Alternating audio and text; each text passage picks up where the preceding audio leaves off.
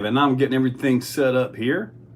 Now, as you guys have noticed the past few days, we've had Arma vehicles, right? And that's going to be one of those and one of those. That is the two-wheel drive Arma Fury, and that is the Traxxas Slash. Down here you have the Arma, the Vortex here, and a Rustler over there. We're going to get into both of those, all of those. So hopefully you guys are ready for it.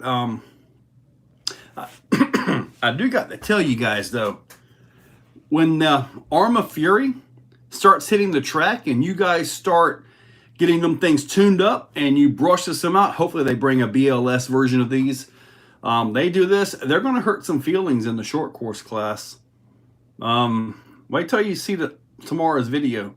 It was on 3S and it was amazing. So, all right, 207, what's up? Addicted to RC, what's up? Spa Air Guns, hey buddy. So hopefully everybody's doing all right. So just wanting to show you guys something here. Have you tried the Axial Pro on portals and with brass? No, sir, I have not. Wire, horn lights. Okay, whatever, buddy. We'll have to fix the lights later. But regardless of all that, just so you guys get a little bit of an idea on the gearing when it comes to these new Armas, that's your input gear. That is a 30 millimeter gear. 30 millimeter wide gear. So, but we're going to get into all of those. Next, Arena Crawler. What's Arena Crawler? Scott, what's up? Cherry Pit. Mariko, next Arma Crawler. Oh, I don't think we're getting the Arma Crawler. I don't think they, well, they're under the Horizon umbrella. So, and Horizon has Losi for real racing, Arma for bashing, Axial for crawling. And so they pretty much got everything covered under their own brand. So it should be good to go. The axles are made of plastic, but they're beefy and they're the same axles that are on the Gorgon. I've not busted a single axle on the Gorgon. And it's got larger tires and everything. I'm testing something, making the Gorgon into a 17.5 spec class and changing the tires over to race tires. Clayton, if you can get one of these two trucks here, get one of these two. Robert, what's up? How is that 30 millimeter gear attached to the shaft? That's a good question. I know there's a little O-ring on the back side over here. I've never taken this off, actually. Ooh, it's splined onto the shaft. There is no pin to break. That's pretty awesome. So there is no pin. That's the first time I've ever taken one of these off. And this is the one out of the Gorgon, by the way. So this one's been running pretty hard. I did eventually mess up a spur gear on it, but you guys can see that thing looks good. So Arma Vortex Boost. I think I messed with the Arma Vortex Boost a little while back, and honestly, I didn't really care for it too much. But let me show you guys something. I know, Rustler, please your opinion. Mariko, well, can't wait to get the Fury. The Fury is awesome, but we're going to go and look at the Vortex next to a Rustler. And that is going to be right here. Now, the Vortex, I had the motor out of it because I've been swapping motors back around and all of that. There's your body there. Body clips over here. I like how a lot of these companies are getting away from body clips. Now, this may not be the newest Rustler, but they haven't changed anything in like 50 years. There's your Rustler. Okay. And here's the Arma. The battery tray is out. I'm going to tell you guys, look at the rear arms on these two. Look at the difference in that. Rustler two-wheel drive is history. It really is. Plus, if you really want to get technical, you got a mid motor here versus rear motor here. Some people like either or. As far as the overall wheelbase goes, they are, let's see here. They are pretty much the same wheelbase.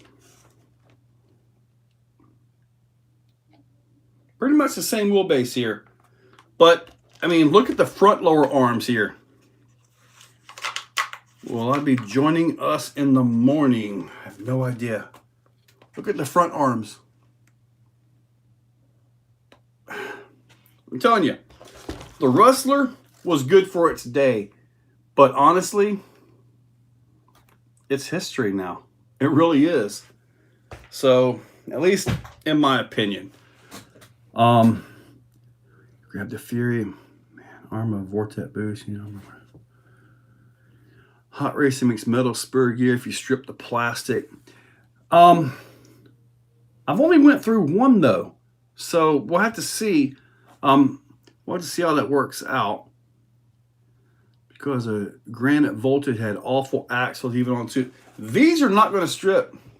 They are plastic, but I'm going to tell you right now, these are beefy. These are the same axles. That's what's on the Gorgon. And you guys have seen the Gorgons take 6S before. I think Kevin Talbot put one on 6S.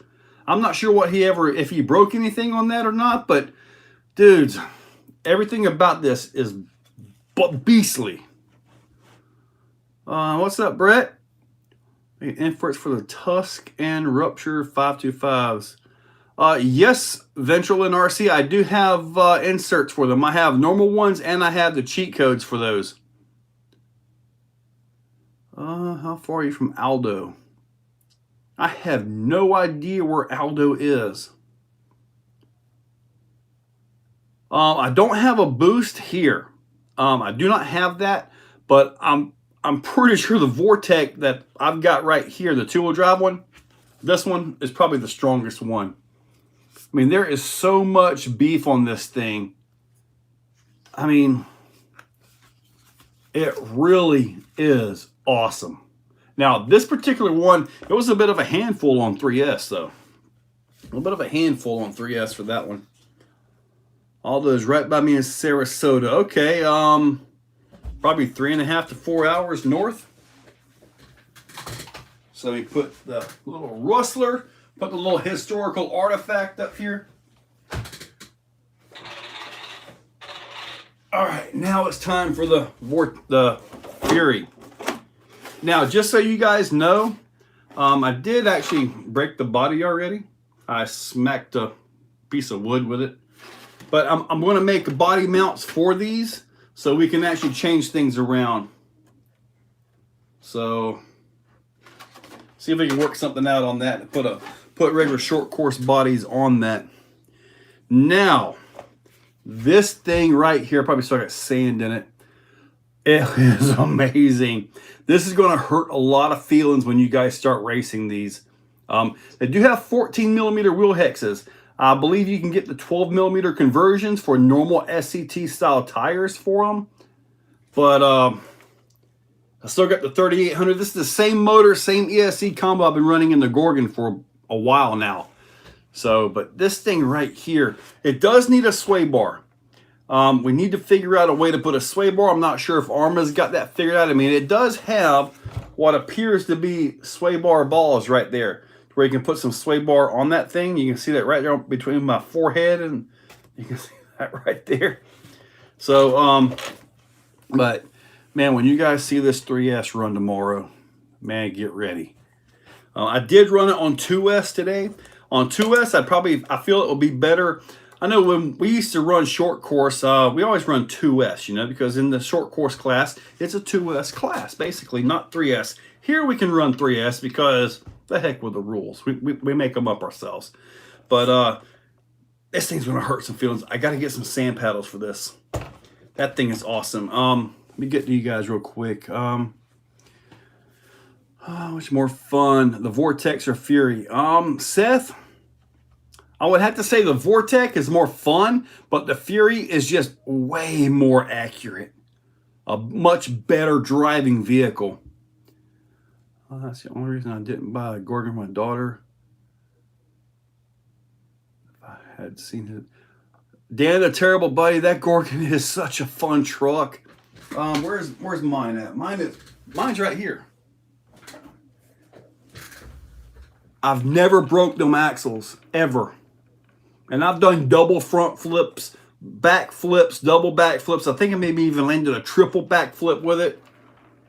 I mean, I got everything out because I'm swapping stuff around, you know. I got to figure out the cheap power system from Amazon to order and get put in here. But the front arms are amazing. They're the same thing on all the trucks. Absolute awesome trucks, man. Brett Loves, buddy. I gotta tell you guys, Traxxas is behind the curve. They really are. I hope they do that Max Rustler that they were talking about, or that's been supposedly leaked or faked or whatever. I'd like to see that, actually. I really would, but it really is like right there with the Max. Now, the Max is actually pretty tough. I like my Max. Well, yeah, Hobby Wing Quick Run 10 BL 100 minutes. I think that would work pretty good, Kevin. Please recommendation play Arma stock. Man, right here. I mean, obviously I would go with the newer Vortex, but man, the best KV brushes for the Fury Tech. CJV, I would, now as far as 3S goes, man, this 3800 is phenomenal. It really is. If you're in a racing class and you're stuck on 2S, look at a 4300 or possibly a little bit bigger, 45 or 46. But just keep in mind, if the wires on the motor come out like this one, you really need a 550 because you can't, it's too close up into there. You can't, this won't fit into the chamber. So, let me see here. Yeah, it won't fit into that chamber right there. So you got to watch where your wires come out. So if they come out the end of the motor, anything will go in here.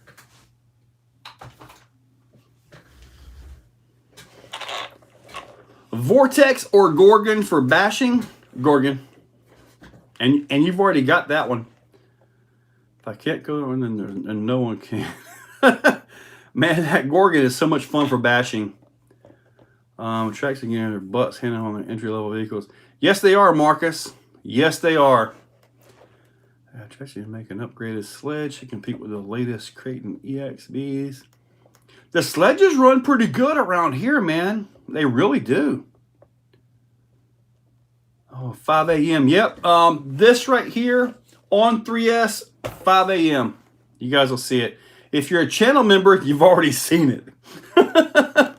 And when I uploaded the channel member video, I forgot to put the table part in, so I've had to re-upload it. But it's the same driving video, just got a table part that's going to be in here. The Mojave 4S is good, but man, I tell you, the steering on the 4S is just a little bit on the slack side for me. Can I show how I mounted the ESC and receiver? Okay. The ESC, I used a Spectrum ESC because that's what I had. It was taken out of some other vehicle, right? And it's physically bolts right onto the chassis, onto the stock holes. The receiver is just a GT5 receiver, and I just glued it in place. Simple and easy. So that's how I mounted them in here. But yeah, the ESC is bolted down. You can see one of them right there, and the other one is right there. What's up? How are you? What's up, buddy? Hoosier, what's up? Aaron, I appreciate that, man. How are you fitting a 3S battery into that tiny battery tray? Let me see if I can find my 3S over here. It actually fits in there. It's not too much bigger than a 2S, believe it or not. And it's the soft case 3S. I don't have that one handy though. Just a 5200 milliamp, like ARRMALIVE RC or something like that. You can always replace the servo if they need to. Yeah, servos are really easy to get to, really. Not much to it. Yeah, you can actually get to the servo bolts right down into here. Just pull it right out. Take the servo horn off. There is an access hole right here to take that loose and pull it right out. There's a little right there. I did a video on a Mojave 4S, but I don't have one of my own, so it was kind of like let me borrow it, let me take it for a quick drive kind of a thing. I think I borrowed it from Sean, I think. And which, speaking of Sean, Jack's RC Recycle and Repair, they're on site now. So now the Exoplex, I mean, he's still setting up, but we're going to have our full hobby shop and tracks, all the stuff right here at the Exoplex. So it's actually pretty darn awesome, man. Slick Hobbies, what's up? What's a good body for a mullet build? Man, I like the J Concepts Stage Killer body. I really like that one. As far as Mini Zs go, I'll be showing Mini Zs when we get the indoor track set up. And Sean is about to take a 2-week vacation. So it'll be probably a month or so, but when we get the indoor track set up, you'll see a lot more Mini Z content, Mini B content, and the smaller scales and racing format. So that's coming. It's going to take a little time. Joe, do I need another Spectrum 38 setup? Man, dude, Marcus, if you're going to get one of these trucks, keep it and put it in here. Because it works so good. Really good setup for this. Now, I forget what I got this combo out of, to be honest with you. I've had it for a while, but it does do pretty good. But yeah, 3800, that's a really good setup for this. I know you're on Arma. Can we get a future video of the Ecto Portal Edition? I don't have the Ecto Portal Edition. I don't have that. And Aaron, to me, the Ecto needs the trailing arm suspension, and that one doesn't have it. It also has something else that I'm not terribly fond of, is that unless you're going to build it to be 4-wheel steering, the rear portals, the C-hubs, they're going to hang up on a lot of things. The C-hubs are something you have to drive around when you're crawling, just because if you don't drive around them, they're going to hang you up and you'll get stuck on them. And with the rear not being a steering rear axle, you know, it kind of leaves a little bit to be hung up on back there, you know. I do not have a Maverick Quantum 2. Now, Kevin B, keep in mind, as Sean gets vehicles back there, like the Slash and the Rustler that I have, I went back there and I picked those up from Sean just to have for this live stream. So tomorrow they'll go back to Sean's building. But regardless of all that, I should have more as he gets vehicles in and starts stocking even more stuff. Maybe I'll have a little bit more ability to show a stock vehicle as opposed to something that's coming in, you know? Can you measure the battery tray, the max size we can use? Pretty much the max size you're going to use is something like this. I just don't have the 3S handy. Wait for an Arma crawler. Marcus, you're going to be waiting forever, buddy. I really do not see an Arma crawler unless they come out with some kind of something using the LMT axles. That's about the only thing I can think of. Other than that, there's no reason for Arma to have a crawler. There really isn't, because they're under the umbrella of Horizon. So it's just, there's no need for them to put out an Arma crawler that's in direct competition with Axial brand, which is under the same umbrella. Just like Spectrum. A Hammer Ray or Baja Ray 2.0. I kind of like the Baja Ray 2.0 better than the Hammer Ray. 50th birthday. Can I cut 3 to 4 coils off the shock springs to lower it and make it better? You sure can. Or you can look out and see if you could come up with the softer springs that you just bolt them on. But when you cut the springs loose, leave like one extra coil up and kind of vice grip one of the coils down, the very last one, and give it a bend so it's a little bit flat. If not, that coil will be coiled up at the retainer, and then you have a spring that's kind of bowed off to one side or the other.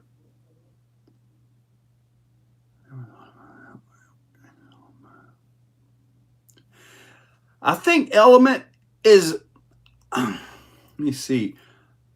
I think Element kind of messed up a little bit, but they also opened up the market for a very easy four-wheel steer Class 3 crawler that's got a lot of capability. Now, when you're talking Sorca and ECC that we have over here, Class 3, they almost always have rear steer. And this basically has rear steer on it from the factory. You just got to mount your servo and go through all of that. But so for two-wheel steering vehicles, I kind of think it's a bit of a hindrance. But if you're building a four-wheel steer Class 3 truck and you want something right out of the box that you can pretty much easily convert, that might be the ticket. You know, without having to hunt down another front axle, it comes with it, basically. And from what I saw in the video, the ring gear can be flipped, so you can change the rotation. Which insert is better, the active or cheat code? Okay, the cheat codes that I have will fit the Rupture 2.2525. I have all of those tires here. I just haven't had a chance to get to them yet. But the cheat codes will fit the Rupture. Now, the active, those are going to eventually be retired, possibly here in a month or two. I'm not sure if I want to replace those, but I know like the 4.75 Pro Line and J Concepts, eventually, and I don't know that I have one of them up here, I am working on a whole new design that's a little bit cheat code-esque, but not quite, but it's more for trail duty. So the normal inserts for trail is actually the better way to go. If you're simply driving through trail, having a good time, side hilling is good on them. The cheat codes are really meant for competition. And when you're on a side hill, like this right here is one for the Ibex. And this one fits a new wheel that I just got by Exo.us. So this is actually a wheel right here.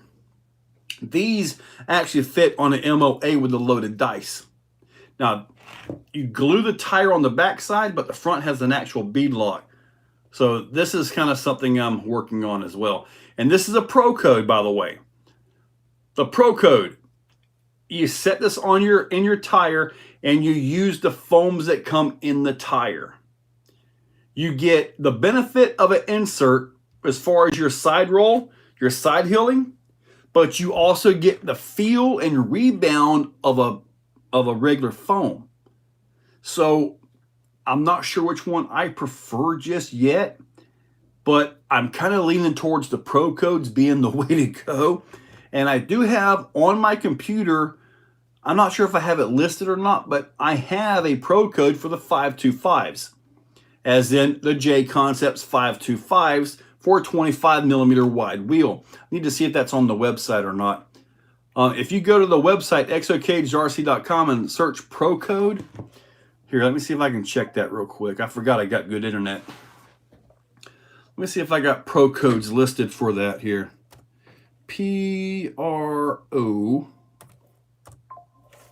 Pro Code inserts. Let's see here.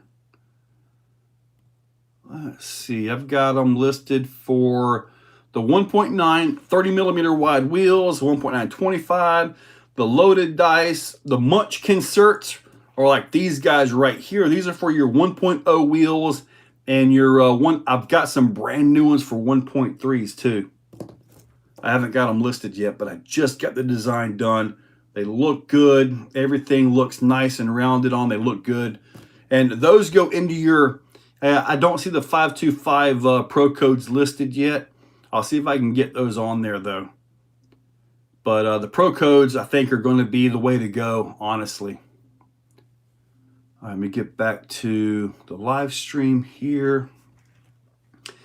Is this the 130 amp on the Fury? Let me see here. I honestly don't know. I know some of these ESCs, they won't power up on 2S. This one does. I think I have air hosed the sticker off of it. But this is not the little 110 one that came in the other truck that I've got. I've got another truck with a smaller ESC. This is a little bit larger. This might be the 130 one. I know it powers up on 2S. I think it's good to 4S, to be honest with you. I think. In fact, it's out of a 4S truck, that I know. All right. Which insert is better, the active or cheat code? Yeah. So, what is the best place to find a variety of links like dig, low gear, for like dig, low gear type situations, high and low gear? To find links? You're talking about different links to connect them to servos or something? Oh, that's right. They closed down that Vatera line, which was awesome. Years ago, I had the Vatera, and I put a axial little dingo body on it, and I made that a class 1, and it was pretty darn awesome. What's up, Andy? I'm not saying your last name because I'm not turning my phone on this time. What gears do I use for the X-Max XRT? Vidavon gears, of course. 800 kV motors, I like a 25-30 or a 30-35 gear in the Mod 1.5. For the 1100 kVs, I like the 25-35 or the 20-30s. I kind of like the 20-30s, as I have had some of the 35 tooth Mod 1.5 gears hit the center drive shaft under hard driving. So I kind of like the 30 tooth spur gears, to be honest with you. 24-46. I believe I've got something similar to that in my XRT because it has the Mod 1 gears in it, I believe, but it has a 1250 kV motor as well. Marcus, yeah, we were just chatting about the Ecto with portals. I kind of think it's odd. I think they missed a little bit, but gained a little bit different. Like, is it much easier to make a class 3 truck out of it? With the way the rear portals are, they're pretty much a rear steer axle. It's just not connected, just linked out or locked out. They hit the top brash, the super wide hubs to get it to work. I don't know. They look like about the same thing. They may take a different offset on them. Dude, the Fury right here, for bashing around backyard racing, these tires right here are king. They really are. You're right about that. Yes, the Vortex, the Fury, and the Gorgon all have the exact same gear, the exact same transmission. 30 millimeter wide right there. Cyclone RC, what's up? Tonight. Max Paul, what's up, buddy? Well, you ain't gonna believe what the problem was with the Exobounce out. Yep, you have to text me later, buddy. I want pictures of this. Tricky question. What's my favorite RC? What's my favorite RC? It could easily be said that the newest one that I've got is my favorite. But honestly, dude, the only RC I've ever had that I thought was junk and it took a while to get corrected was the Losi Laser Nut. When that first came out, man, every time I drove it, and it wasn't a mistake by me. If I take this out and I hit a pole with it and it somehow rips the arm off, well, you know what? That's not the truck's fault. That's not a design fault. That's not a fault with the truck itself. That's a fault with me and my lack of driving ability. So, but yeah, the Laser Nut, that thing was just under-engineered for what they wanted out of it. But this right here is over-engineered. got to pay better attention tonight. First time there has been more than one person named Marcus. How many of you guys are watching here? I got 80 of you wonderful people and 38 likes. Oh, Thomas. Thanks, Paul. Oh, my favorite RC is all of them. I'm with you. A running one is my favorite. Paul, I think you're about right. Paul, when you come over, you got to drive this thing right here. I'll try to make sure that I have the same brushless system in there. I do have a different motor to try in one of them. I might put this in the Vortex. This is a 3100 kV 3660 by Hobbywing. I should have an ESC in there that can run this thing, so I might put this in the Vortex. But I also kind of want to do something else. After I get like the initial brushless videos, everything done on them, I kind of want to take them back to stock and just have them here as loaners, you know. I have a truck that is supposed to be released tomorrow. I had it out there driving it, had some kids over, and yeah, Paul, you can totally drive this thing. If you break it, I want to see it. And I basically just gave them the controller and said, here, go have fun. And dude, the truck ran for about another 30 minutes. The only thing dead on it is the battery. So real happy with that. But that comes out tomorrow, as a matter of fact. To get a 10 gauge wire and blue Loctite to get that Max 6 in the Vigilante. Blue Loctite. Dude, mine bolted right in. I didn't have to get anything on it. It literally bolted right in with the 4 bolts under the chassis. I know you saw the video, right? What can fits in the Fury? Pretty much the 550 cans.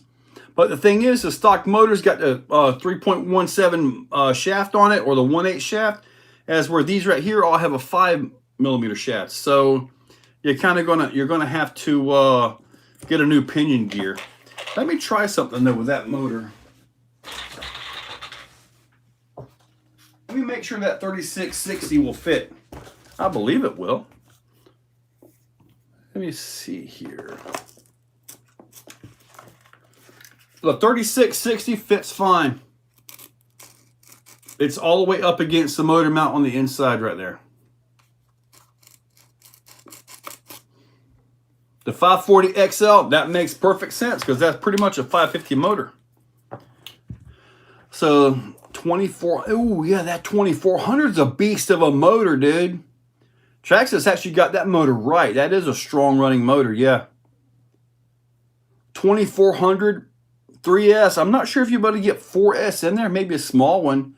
But yeah, that should run pretty darn good, man. What's up, Dats? Thank you for that. I appreciate that. How do I feel that Horizon bought Pro line? I kind of think it's a benefit to all of us because we're getting better tires with our trucks now, especially with the newer vehicles. I mean, this right here has still got the D-boots and all on it, but I'm pretty sure they're coming from the same factory. But if that's the case, you know, it's just a benefit for us with our vehicles. We're getting better tires and stuff now. So at least that's my thoughts on it. I've got to show you the SET up there as well. On 6S that are insane. Y'all imagine so. My Gherkin went 79 on 6S.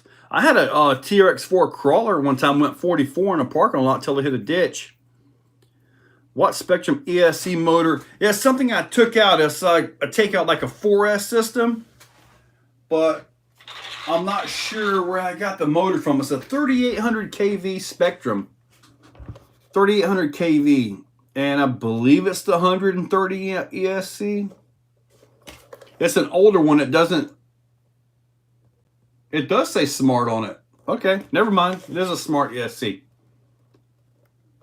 But yeah, it just bolts right on, bolts right into place. I mean, this is the same combo I've been running on the Gorgon for a while. Let's go put this back on the table. let's grab this, courtesy of Sean Larman, Jack's RC Recycle and Repair. Now, he stated that your slash trucks all come with a high center of gravity for the two-wheel drives. You can get the LCG chassis, but you got to pay for that extra. Ooh. Somebody beat on that body, huh? So, this is your slash, two-wheel drive. Honestly, even when these tires are brand new, they're pretty bad.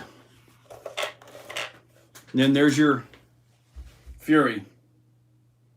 I'm telling you guys right now, this truck, box stock, this truck with the XL5, top speed, I'm not sure which one will actually win, but as far as handling and driving a track, this right here is going to eat this one's lunch all day long. I do know we got to get a rear sway bar on this thing somehow.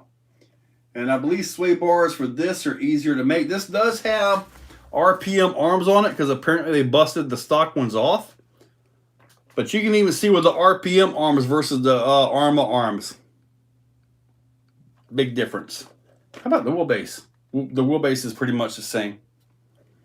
Yeah. And those are courtesy on loan from Sean Larman, Jack's RC Recycle and Repair. All right. Do I stream for a full-time job? No. No, I do not.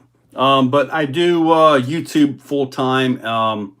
Affiliates. When I tell you guys use the affiliate links, those help out quite a bit. Because you get a percentage. It's like a commission off of a sale.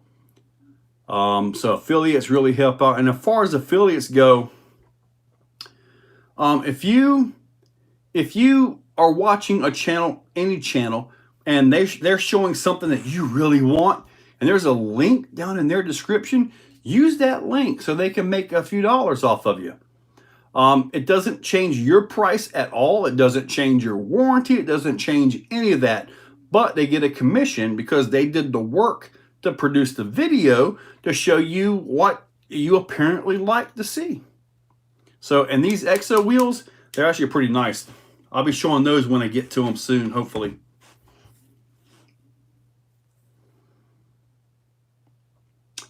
The Team Corley stock systems are actually pretty strong. On my Asuga, I'm wanting to take the stock system out and put a new Hobbywing system in, an XR8 Plus.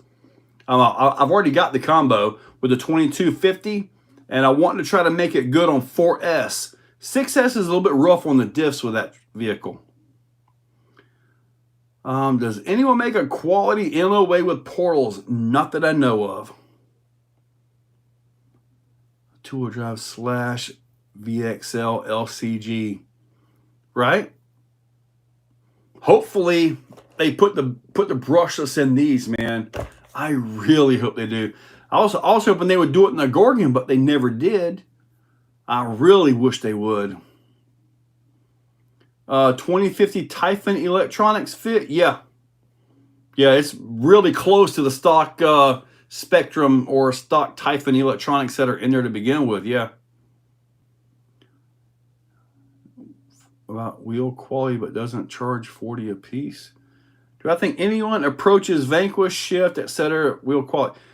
Buddy, generally speaking, unless it's some special case, the wheels I use are the cheap ones off of Amazon, buddy. And I do like the Power Hobby wheels. You got the different hubs and all that stuff. I do like those. Dan the Terrible, Buddy Traxxas is so far behind right now, they would literally have to scrap their lineup and basically give a whole new lineup. A slash 2.0 or 4.6 or whatever the heck it is. They would literally have to just start over from scratch, in my opinion. They would have to offer the LCG right out of the box, two-wheel drive, four-wheel drive, all that, and not charge you an arm and a leg to get it. I mean, hey, this is like $200. Granted, it's not with this ESCM motor, but $200 and you're good. and it comes with a battery. A 7-cell nickel metal, but you know what? As an entry-level truck, the nickel metal is actually a little bit safer, especially if you want to give this to your kid or something like that, you know? It's a little bit on the safer side. I work on the fire department full time. Kevin B. Yeah. Need to put the affiliate links under the videos. I generally do put the affiliate links under the videos. When I upload to channel members, generally speaking, it's a late night upload and it's just there. So you guys get to check it out and all that. Have I used the hot racing limiting straps? Probably in the past. Not recently though. More Vidavon Vigilante parts coming soon. I've got him working on a new top brace so we can fit taller batteries in there. He's working on that for us. And I'm not sure anything else. Oh, support you, brother. Heck yeah, why not? He showed you the goodies, yeah. In my opinion, you're paying for the name. Love Arma, broken, less Arma stuff. I know when Armas first came out, man, we were breaking the arms on the Arma. That was kind of the joke. Arma, broken Arma, or broken Arma, you know, kind of one of them things. But they've got their plastics together. They've got their resins, their whatever you want to call it. They've got that done now. It's really nice. If I had 500 to 750 to spend on a basher, what would I recommend? Let me see. You could actually get a Traxxas Max in that, or you could save a few dollars and get the one of the Red Cat Valkyries. A little bit smaller truck, but dude, they're tough. Dan, that's tough. Now, the Slash had its day. I believe, as it was explained to me years ago, the whole reason we have a short course class is because of the Slash when Traxxas released that. So Slash had its day, but it needs a major overhaul. The Rustler needs a major overhaul. They just really need to kind of go back to the drawing board and update their entire line. I mean, the X-Max is a staple. Even the Arma guys respect the X-Max. Same with the XRT. Right here's your Vigilante right here. So, and the Vigilante is an awesome truck. I've got a few mods in mind that haven't made it yet public, but they're doing really good. Felony accident, blowing tires on 8S. RC cars and music? Well, yep, I can understand that. I do have a question for you. How many of those 1650s have you tore up? I've had the Castle 1650 and the Hobbywing 1650, not the G2 stuff, not the newest, but I've destroyed the rotors in both of those motors. And the X-Max on 8S. You're up at 4 a.m. waiting on me. You're about an hour too early, buddy. Did I miss Big Daddy phone call? Oh. I am not saying anything close to the word of this phone. Discovery, what's up? Cheap Temu Amazon tires are made in the same factory. I bought MT tires on Temu, and they called them Badlands, and they are done. It really wouldn't surprise me, buddy. Thank you, RC Cars. I appreciate that.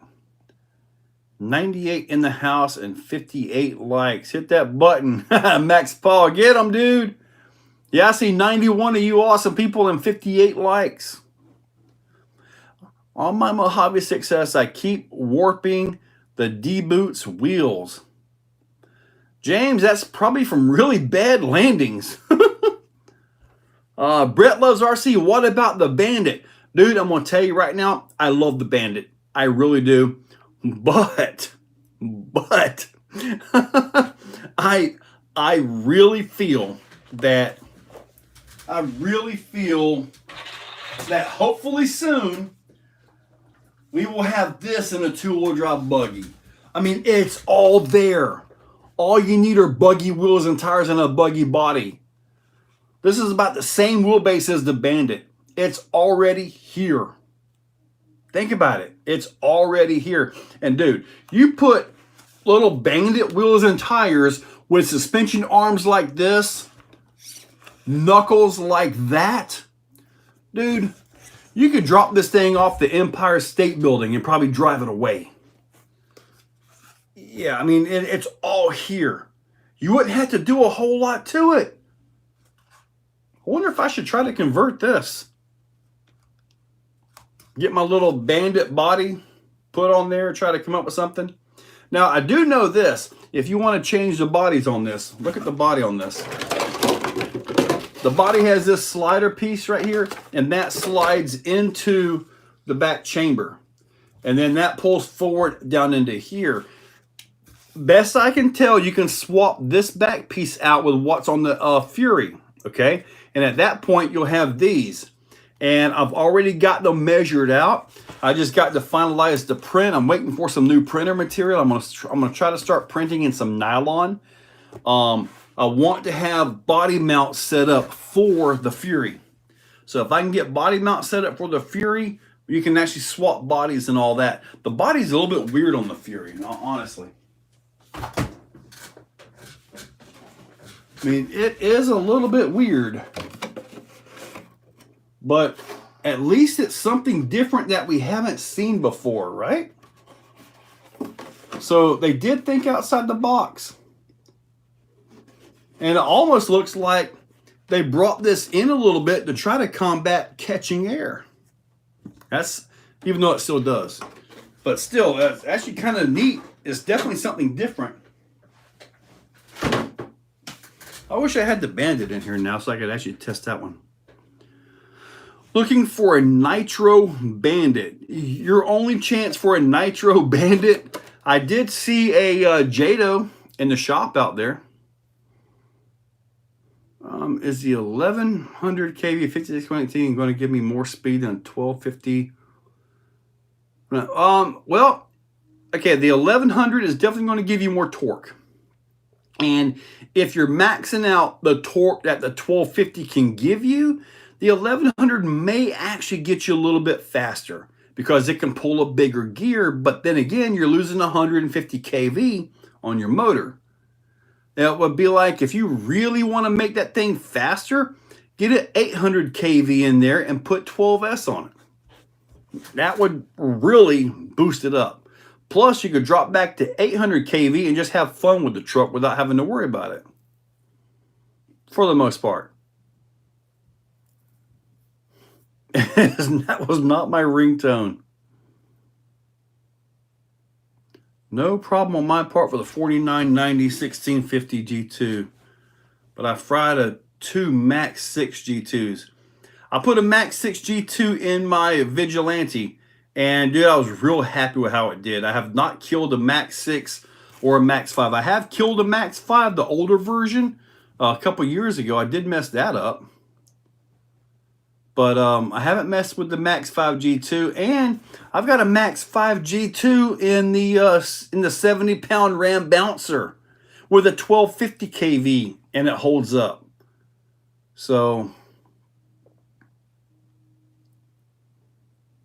how about the new Bandit XL5 HD?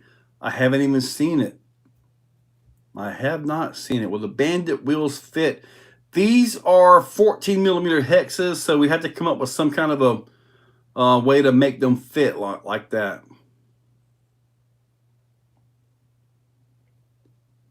Correct. You're right, Dan. Yep. Nitro Jado. Yeah, it's just it's a little bit more of a it's more like a Nitro Rustler. The Fury body is different. Yes, it is, John. That's for sure. Are the bodies tougher than the Gorgon? I hope so. My poor Gorgon body got trashed pretty quick, to be honest with you. Got the Jada, need the Bandit. It's a set thing. Okay. I can talk to Sean and see if he knows where one might be. I mean, he may have one stuck in there that I haven't seen yet. From the 114 MJXs to 1/8 Armas. Don't have many yet. With the joy to wrench on. Hands like second base. Yep, I got you. Exo Bouncer. Exo Bouncer. Exocaged like Coke or Pepsi. Maybe one day I can claim something like that. I would love to see a factory ram bouncer available though. If we could get a factory ram bouncer, like factory right out the box, buy it and bolt it up, would you be interested in it? Tube chassis, 2-wheel steer or 4-wheel steer, would you be interested in it? Because the price is going to be kind of like a Raminator in price, but it would not be gas though. Thank you, Monster RC. I appreciate it.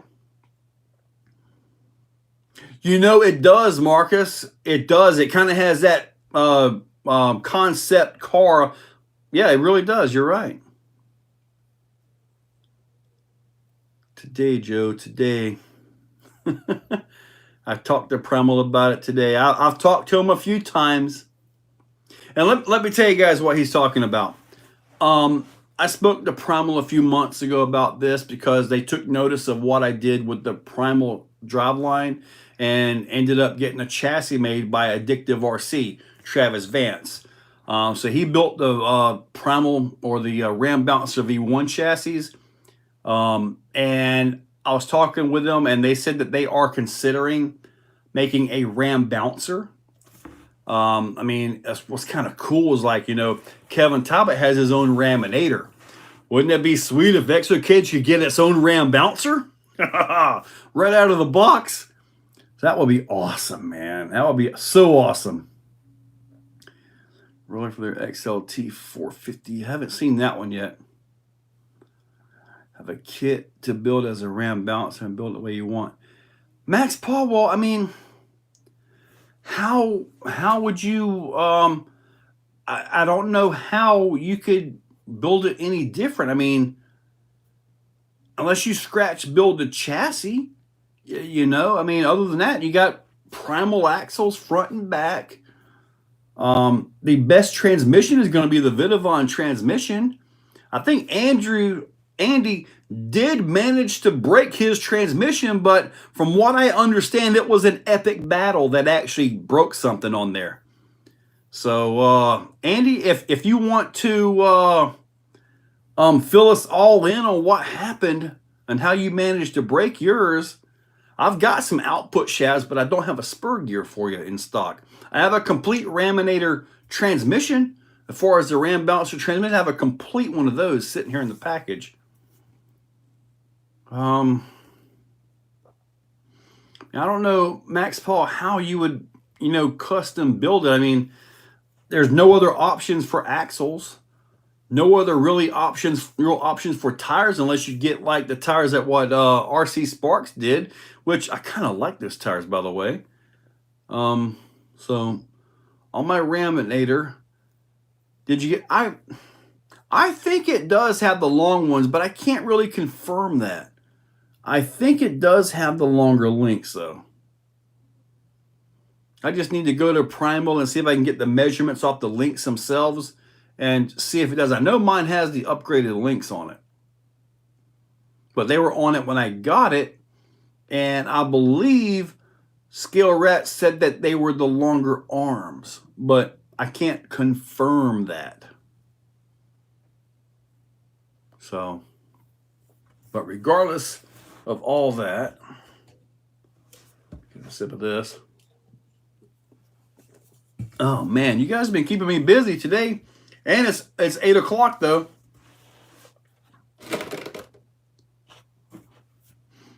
On the Fury is what you get when you mate a 63, 67 Corvette and a truck. I can totally see that, yes. I need to find some 14mm hex paddles. I absolutely do, yes. And possibly a wheelie bar too at that point. Pitbull and the Exo Bouncer got after it when my niece was playing and she pinned it, and the dog grabbed it, and an epic tumble ensued. Dog is fine. Niece smiled. Priceless. I still want pictures of the actual broken pieces because I've never seen this transmission broke before, ever. So I need to see pictures of this broke. That's a 10 millimeter output, which is actually the same size output as the Raminator outputs. Oh man. Apparently, I'm on in somebody's living room. Oh man. I'm on the big screen. All right. Oh, I see my Amazon was delivered. So that means I've got some nylon print material I need to start trying to work with. So, okay. Okay. Now I do want to say, well, heck, now I lost my train of thought.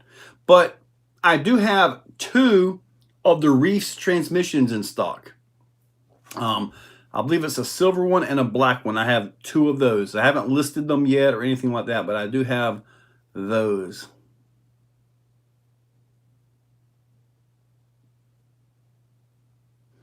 Proline Dumont 2.2.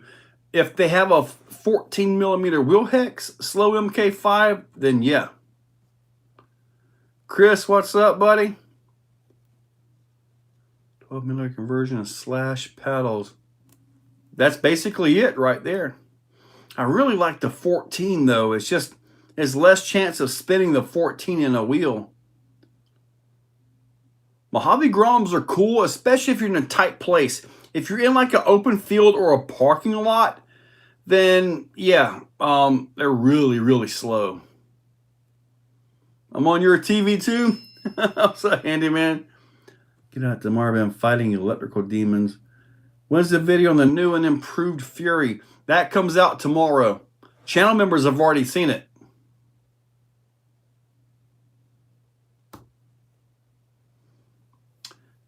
Gorgon, Fury, and Vortex out on the track at once. The Fury is going to win. The Fury will win it. The Fury just outhandles all of them. It really does. The Fury handles like a real short course truck. It really does good. As far as the Vortex and the Gorgon, I'd probably have to say the Vortex due to the low center of gravity chassis. But the Gorgon, that thing just runs so good. You have a Vortex 3S, thread lock the axle screws into the hubs. I don't have the Vortex 3S. I don't know. What are the downgrades of silicone earplugs? Okay, too smart. Let me explain the whole earplug in the center diff thing. What this is that acts like, it's a little bit stiffer than like the 20 million weight Traxxas oil. It's stiffer than that.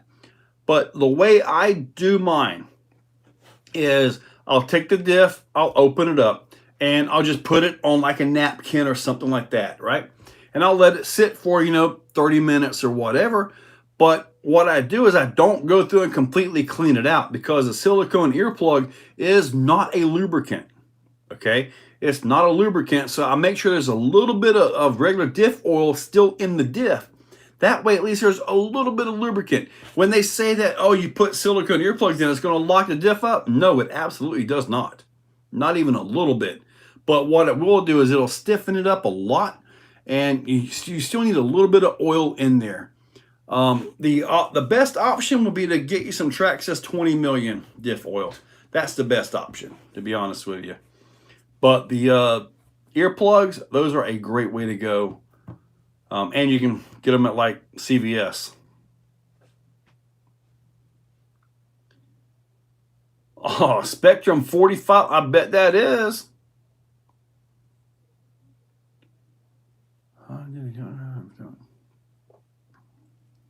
So the only downside of silicone ear plugging is it's not a lubricating fluid per se. Really? They have paddles with 14 mil? Okay. I need to go to Amazon and get those. You got 14 millimeter conversions on your Centon 3S. Don't those come with 14 millimeter out of the box? I'm really surprised. Yeah, IAQ Master drove it. That was a brushless one. Yeah, that was a 3S brushless one. Yeah. Today I ran it on 2S. TRX4 High Trail. Can I use the Fusion Pro motor ESC and it will work with site run and Bluetooth apps? The Fusion Pro, it has its own ESC in there. I'm not sure if your Bluetooth will work with that. The stock radio will. So your Bluetooth, if that just works through your receiver, then you'll at least have some of it. I'm not sure if the stock ESC gives it anything extra or not, but if the stock ESC gives extra telemetry to the receiver, then you will lose that.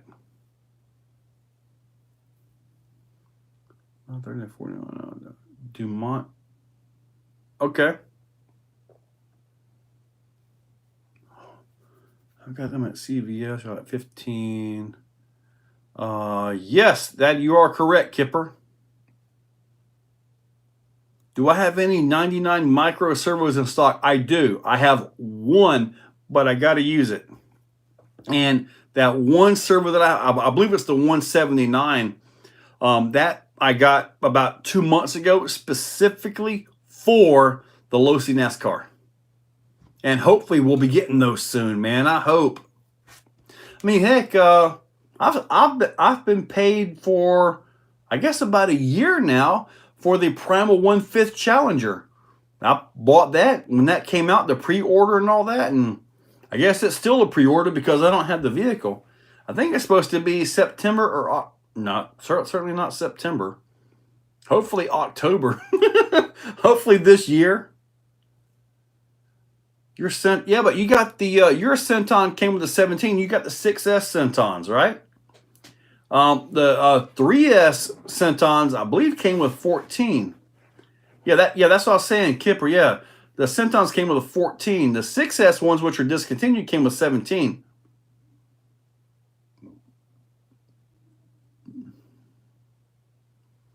What's messing with your Losi 8 XTE, dude? I got mine and it runs great. I mean, box stock. I did change to the XPSR radio, the big $700 radio. But other than that, mine's doing great. What's not holding up? I've even hit the wall out there. Okay.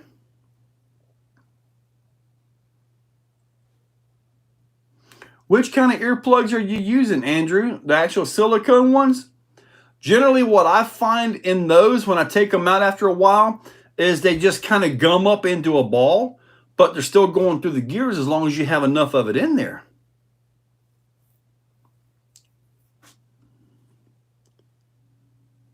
As I said, they will have the Challengers next week. We're going to get the Challengers next week? Oh, man. Ooh. I'm glad you told me that.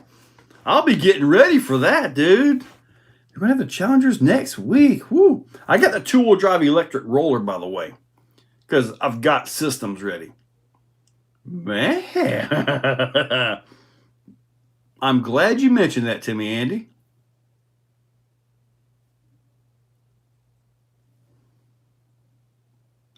Box sockets, but the wires from the motor ripped apart because it got caught in my gears, and the shock towers are both bent after 2 rolls. Now, as far as the wires from the motor getting ripped apart, you're going to have to, that's kind of on you on that one. As far as the shock towers being bent, I've actually broken Techno shock towers when I was racing. Out here, our shock towers, I have a real sandy track. So when we land on our roof, there's a lot of give in the track. I mean, honestly, there is. So if you're on a good hard clay pack track, yeah, I can see that happening. And I probably would not go with the carbon. The carbon could actually shatter. As where if your shock towers are bent, you might be able to bend them back and complete your race. But the carbon bust, then you got to do some work on it. As far as your motor wires go, you just gotta make sure those are up and out of the way, buddy. So your only issue that I'm seeing with the truck are the bent shock towers. Are they bent like at the mount at the differential, or are they bent on the ears that come out?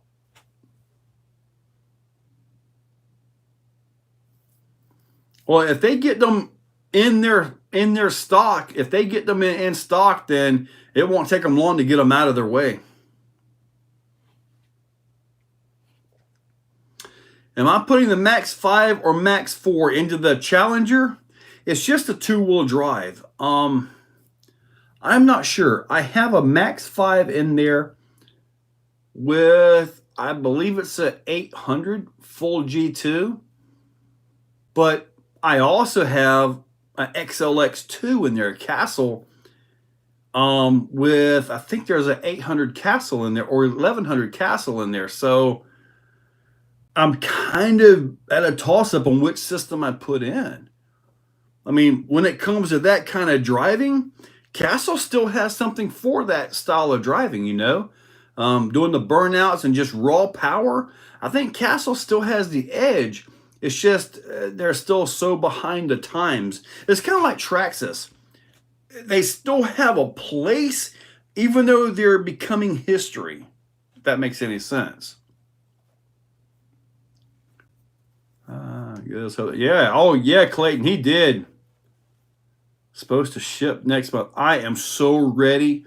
I will build a brand new place to put that. I might even build a spot out in the new shop just to have it sit up there as display. Now, there's two of them coming here. I've got one and my buddy Al has one coming. So we both are getting these two vehicles. So when I get them in addition to like the initial setup, there will come a point where we'll have two of these things at the same time in the video, probably doing all kinds of burnouts and stuff. Max 5 G2 kind of negates the Max 4 on all but the man's build. Dude, the Max 5 G2 is amazing. And I'm really impressed that it can handle a 70-pound ram bouncer like it does. That is way out of the specs and way out of the limits for what that ESC and that little 1250 motor are meant for.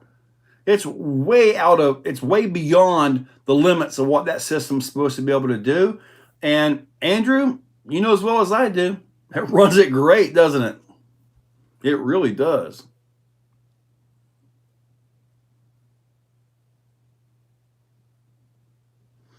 Clayton, I'm going to burn those tires to the wheels. I mean, I'm going to burn them off of that car. I'll probably need to go ahead and order a second set of rear tires, to be honest with you. I'm going to burn those tires up.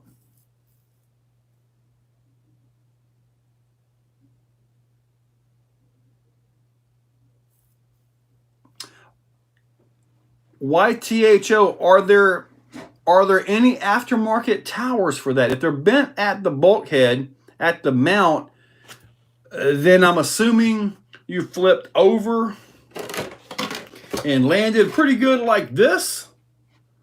And then when you did that, then you flipped over into a spectacular cartwheel and landed like this. I mean, that's about the only way I can see them bending. At least in the past, on me bending and breaking towers, it's always been something like this. And what stinks is when you get into a crash and somebody comes into you and puts you into that situation. But were you able to bend them back out and continue the race?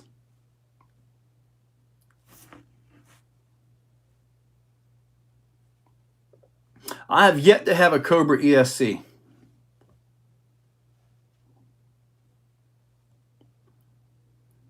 Telemetry and everything else. Okay, that's good to know.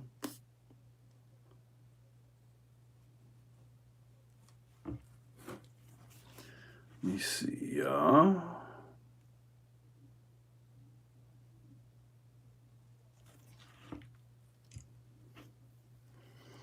What motor is good for torque or pulling? The biggest one you can fit. Simple as that. The biggest motor you can fit in there, buddy. And I wouldn't say Castle, TP Power, Hobbywing, or any of those. I mean, I think size for size, TP Power is the strongest you're going to find as far as motors. But as big of a motor, size matters. It's like no replacement for displacement. You put a big 460 or 454 in something, and you got a buttload of torque. Well, there you go. Size, torque. The rotor diameter in that motor is very important for what you're wanting to do. Motor mount of SCX in plenty, yeah. 6,000 Polar Pro for pulling. If you're going to use a 6,000 kV motor for pulling, you better gear that thing down.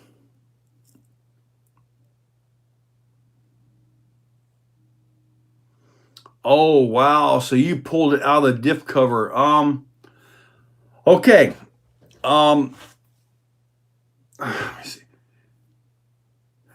In my video where I'm showing the Losi Super Laser Nut, okay? In that video, if you look at it, I used a Vidavon bulkhead. So he makes bulkheads for the Super Laser Nut. Those are, to the best of my knowledge, the exact same bulkheads that fit the Losi truck. So if you're tearing the bulkheads up, maybe you can look at the Vidavon for a bulkhead for that. They're made of 70-75, and if you tear those up, you really got big problems. I got to get another one for the other end of my laser nut, but yeah, that might be your only way out for that. Just don't go too much with aluminum on that, because then you're going to have more of a heavy truck, and you really don't want that to be a heavy truck.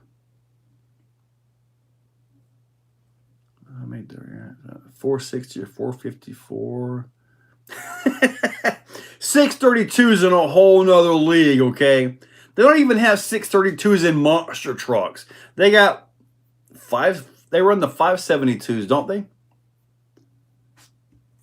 572 right there. Lost in Ohio. That's the many times. Do I allow public to play at course? Yes, I open it up every single weekend. Main days are Sundays, but it is kind of open on Saturdays.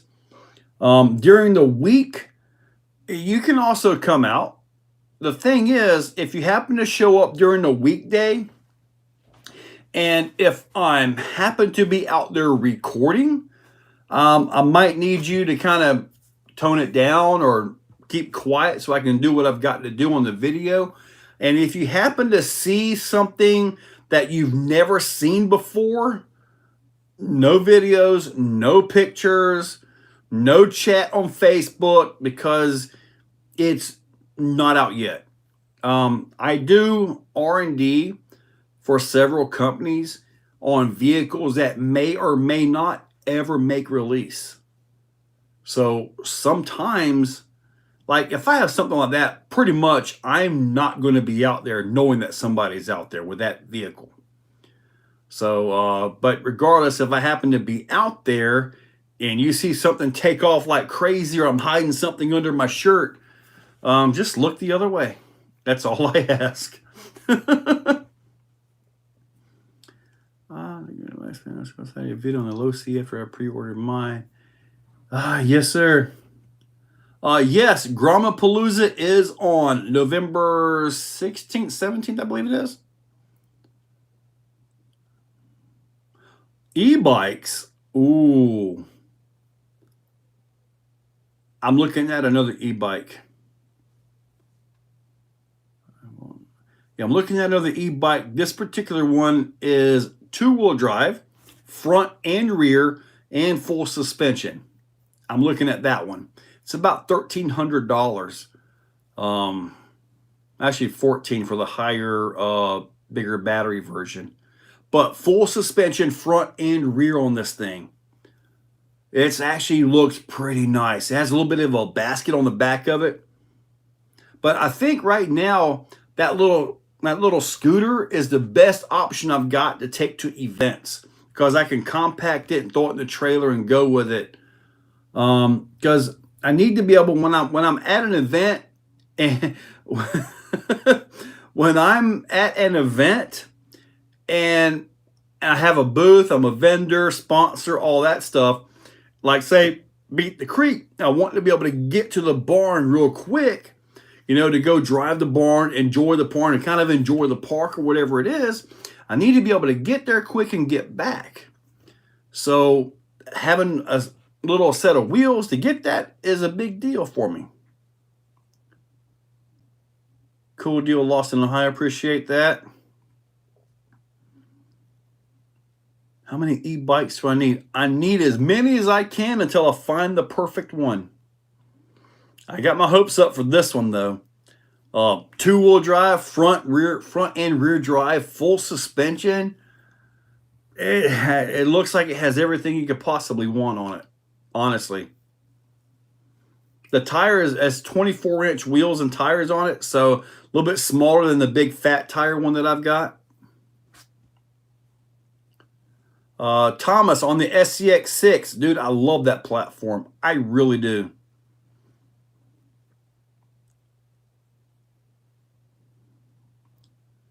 Heck yeah, downhill e-bike. See you take it off some jumps. Dude, I jumped that one I've got. I mean, it felt like I was 15 feet in the air, but I think it was only just a few inches.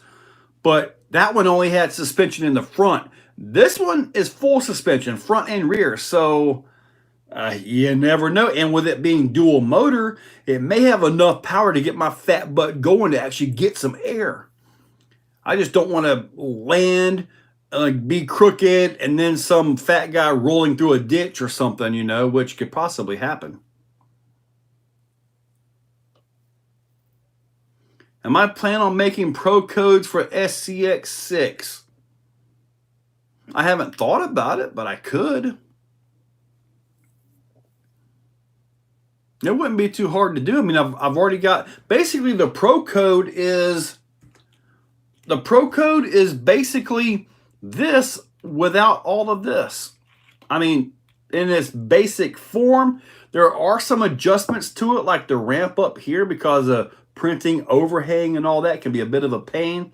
As where this, you have the ribs to kind of grab it and pull it a little bit, but pretty much this is this without all of this stuff.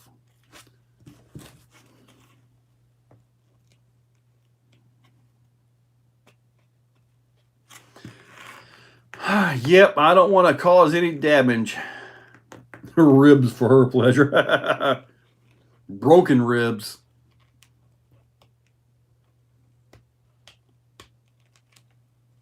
So, Thomas, then we're jumping. Hips become questionable at this age. Yeah, but I can still take a little bit of air. I can still handle a little bit.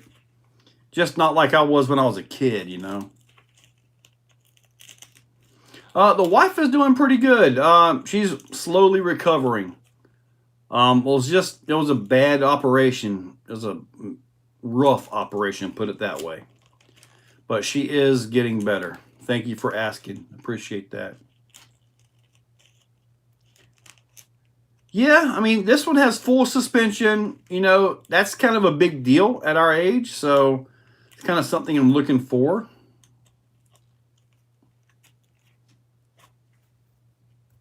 So, but we'll have to see how all that works out. But I know these little pro codes, Munchkin certs. Those are, I got a whole handful of these, and pretty much all of these are sold. Pretty much every one of these are going to be shipped out tomorrow. Like I said, these are for the 1-inch ones right here. These are for the 1.3-inch ones right there. That's interesting. I should make some goggles. Dude, that is so weird. You can make them like this, but with different colors and just change your view on everything. That's pretty neat. Be the right back. Love them, parking. Exo bounce around out. Get up at 4 to wait for your video. All right, Andy. I'll catch you later, buddy.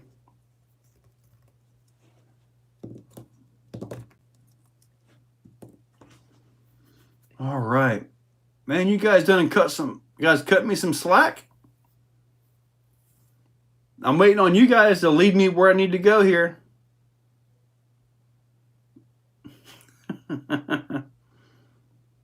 I will never get a tattoo on my forehead. Yeah, it did slow down, didn't it, Paul? TRX4, TRX6. Actually, I think I've got your TRX6 insert done. I've got it in the other room. I believe I've got that part done, though, actually. So I guess message me and I'll send you a picture of it when we get off of this. TRX4, TRX6. Yeah, the TRX6 one that he's talking about, guys, is the TRX6 tires. They're like a 4.75, but they fit a 2.2-inch wheel. So this particular insert may fit, say, a stretched 4.75 Tusk or a 4.75 Mega on a 2.2. They may actually fit that. I haven't tried it yet. Tomorrow is that a crawler? It's a basher. They're gonna go big. That TRX6 Mercedes looks good. Dude, when I first saw that TRX6 Mercedes, I didn't want that ugly piece of junk for nothing. And then Andrew Hernandez, he happened to be over here a couple years ago. He had one. I'm like, man. And then he let me drive it, and dude, I had one. I had to have one. It took me about 2 weeks, and I went and got that thing. I think I got that. I may have got it through Sean or the local hobby shop, which Sean's kind of local here. Any new thoughts on the Losi Super Laser Nut? The Super Laser Nut so far has been pretty good. I'm kind of worried a little bit about the diffs. I mean, it's basically the same diffs as the XTE Losi Truggy and the XTE Losi Buggy. Basically the same diffs there, but it's in a much larger, heavier vehicle with larger tires. So I kind of feel they're being stressed a little bit with that. But so far, they seem to be okay. I did swap a rear bulkhead into it from Vitavon, and I'm going to get another bulkhead to go on the front as well. You buy anything new from this new store behind you? Not yet, but I'm sure I will.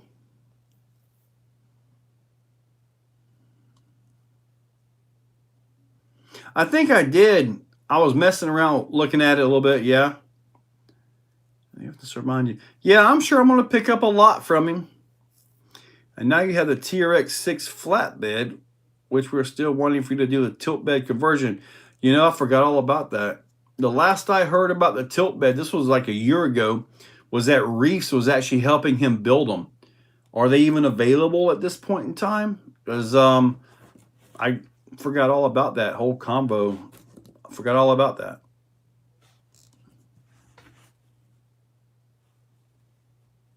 Who's releasing a new basher tomorrow? It's just a little truck, nothing big. You guys will see it.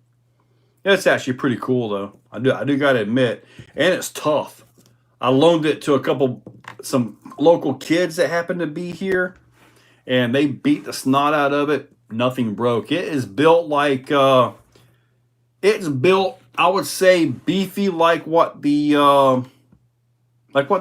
new Armas are.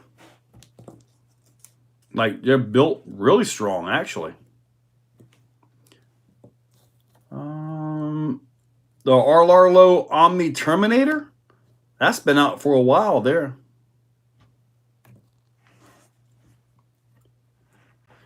Dual drive stuff through so much. Andrew, they are, man. FMS brushless blazer. Okay, I haven't heard about that one. That I can honestly say. Hey, big. What's up there, buddy? Good deal, man. Yep. I think all of those have shipped out now. You want to talk about the two-wheel drives in the Armas. This is your transmission gear right here. This is a 30mm wide gear. So nice and beefy there. We're at the half. We got 30 minutes left to go. Tomorrow, you guys will get the Fury on 3S. You guys will get this video tomorrow. So this right here is awesome. So everything looks good on it. How much effort do I put forth on cleaning my vehicles after running on your sand track? Usually it will be an air hose. Usually an air hose. All of it, Scott. The entire inside of it is there. I'm trying to look. This is the one off of the Gorgon, so it's been in here for a while. Looks like there might be a millimeter on each side that's not connecting. Maybe. But I know the inside gear is pretty much the same width. It's supposed to be 30mm inside gear. I haven't taken that gear out. Never had to. The thing's a bomb-proof in there. But that's a really nice piece. And it's the same exact thing that's in here. Let me see.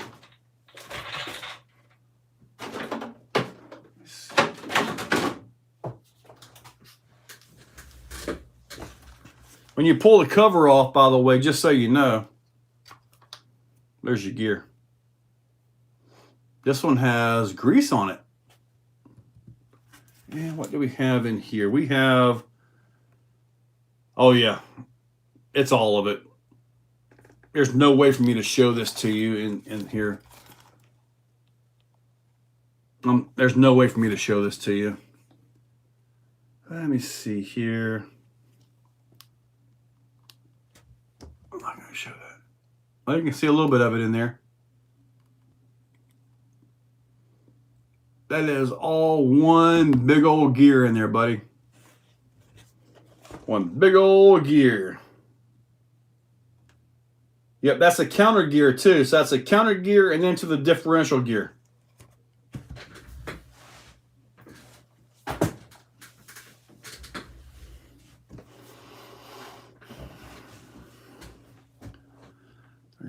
Gear inside. I just had mine out. There we go. Clayton knows. There you go. We're doing well. Let's go back and review. What's up, Mike? And that the Vortex and that Fury has got the exact same transmission in there, buddy. It is bomb-proof. I've never busted the axles, plastic on it at all. Never had a need to mess with anything. What do I think about taking a short course truck and doing a drag car? Well, that's what Traxxas did. I think Losi did that as well. Associated did that. Was it the DDR10 or something like that? So, yeah, it's kind of a standard issue thing. 5,700 kV in your Gorgon. I dropped the one I had on the shelf, my RLR at 919. I can't imagine a 5,700 in a Gorgon. That would be ridiculous. Hey, dude, 30mm is huge. I think they are still on pre-order. I put a link to them in my videos. Mark, what's up, buddy? You made it. With the new one you're playing with lately. Okay. What's up, Paul Smith? Yeah, speed runs capable all day long. I'm pretty sure that they're going to end up making like a two-wheel drive buggy version of this. I mean, to me, it just makes sense to make like a Rustler, not Rustler, a Bandit-esque looking vehicle. Didn't they have, was it the Arma Raider years ago? Didn't he have something similar to this? But the Raider had issues with durability, didn't it? I think it was the Raider.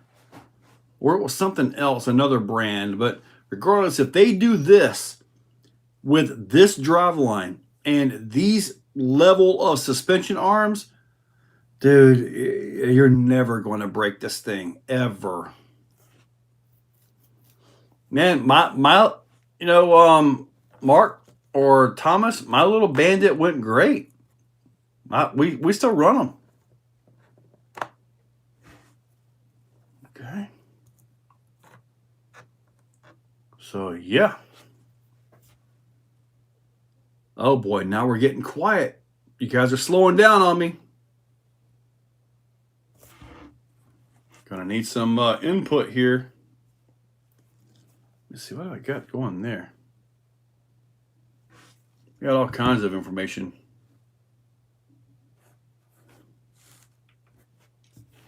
All right, are y'all gonna let me slack up here? It was a little two-wheel drive buggy though. What's new in the crawler build world? Well, that is kind of interesting because I am working on something. I know the newest thing out, or one of the newest things out, is a Reef's transmission. I do have 2 of those in stock. Oh, IEQ Master, the nylon has arrived, so I'm going to try to make that mount again in nylon. Hopefully I can figure out how to print nylon. I know the temperatures are a lot hotter. I got to run the bed at about 90 Celsius, I believe, and the printer head at like 230 maybe, I think it is, 230 to 250. So if I can make it stick, I'm going to try to print one of the mounts out of nylon, see if it holds up. Sawyer, what's up? You know, the shocks do feel soft on the Gorgon, but it doesn't weigh a whole lot either. Now, I did notice, like with the Fury, it does like to bottom out quite a bit, but it's box stock, and I think depending on the track you're on, it's either going to work really good or you'll have to make some necessary adjustments. And that's kind of part of the hobby.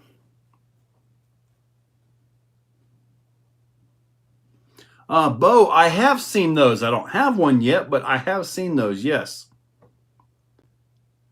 But Terra had a Sanrio buggy thing, but it was, I remember that, Marcus. I wanted one of those. It looked so cool. The Glamis is what it was called. I wanted one of those, but I didn't want the issues that come with it. Purple carbon fiber paint. The last time I asked Arthur about the purple, he didn't have the right paint or didn't have the color to do that, because it's not like just a regular spray-on paint that he does. It's some kind of a translucent style paint that he does, and then they're layered over like almost like a urethane coating on top of that.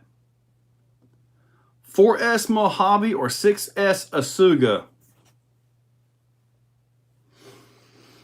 I have a feeling the 4S Mojave, durability-wise, is going to be better than the 6S Asuga, because I've already had a broken gear in the Asuga, and I've got a feeling I'm going to have to do something with the front. I did put a Vitavon bulkhead in the rear, so I kind of feel durability-wise, the 4S Mojave is going to be the way to go.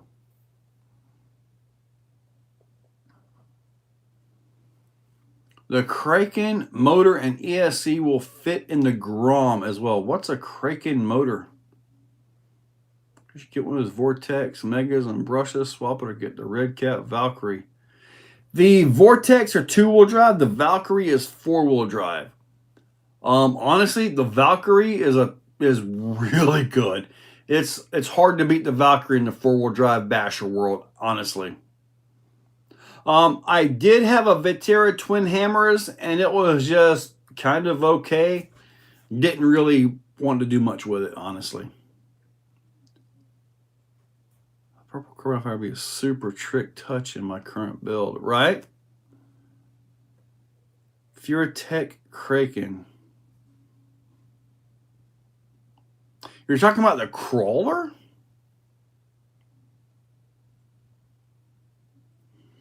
Yeah, you can get the silver carbon panels.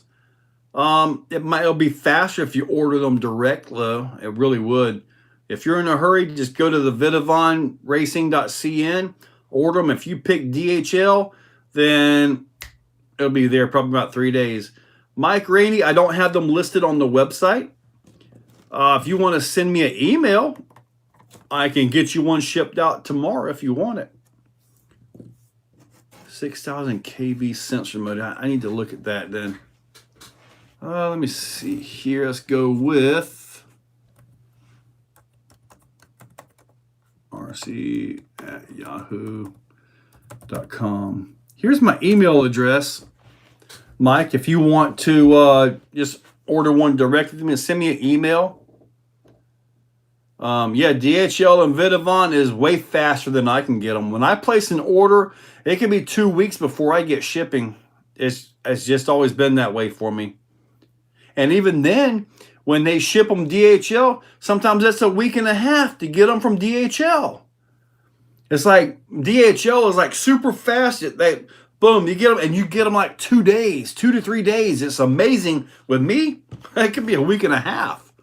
I'm not exactly sure why. Possibly because my boxes weigh about 45 to 50 pounds each. And sometimes there's 2 or 3 of them, maybe? I don't know. Now, I did pick up another set of Raminator Mega wheels. I do have those in stock, by the way. Can I recommend other legit channels? Yeah, RC Driver Online, Greg Vogel. Dude, he does the best unboxing videos I have ever seen. RC Driver Online, him for sure. Let me see. The guy that's out west, I can't think of his channel right offhand. Not RC Driver Online. Yeah, that was one I just mentioned. If you want to see bashing and things get tore up, you got Kevin Talbot. Let me see. I'm going to find this other guy real quick. Let me see here. He posts up on Instagram a lot. I know I'm going to find one here. But he does really good work, man. Really good work. I'll find them for you real quick here. Let me see here. Now you watch. I won't be able to. I won't have anything fresh from this dude right here as I can tell you about it.